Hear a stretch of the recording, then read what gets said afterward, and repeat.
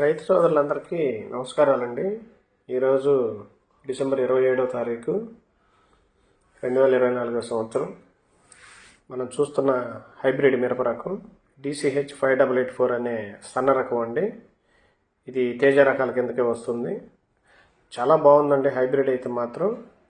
ఈ రకం మనం గర్నిపూడి అనే గ్రామంలో కుంచికర్ల వీరయ్య గారి పొలంలో చూస్తున్నాము. ఇతను 3 ఎకరాలు మిరప తోట సాగు చేయగా దాంట్లో 1 ఎకరం 5884 విత్తనాన్ని సాగు చేయడం జరిగింది. ఇది సత్తెనపల్లి మండలంలోని గర్నిపూడి అనే గ్రామం అండి. ముఖ్యంగా ఈ యొక్క రకం యొక్క ప్రధానమైన గుణం చిక్కటి కాపు. ఇంత చిక్కటి కాపు అనేది చాలా అరుదుగా దొరుకుతుంటాయి హైబ్రిడ్ రకాలలో. చాలా చిక్కదనం కాపు అయితే మాత్రం. ఆ కాపు చూసి మేమే ఆశ్చర్యపోయాం.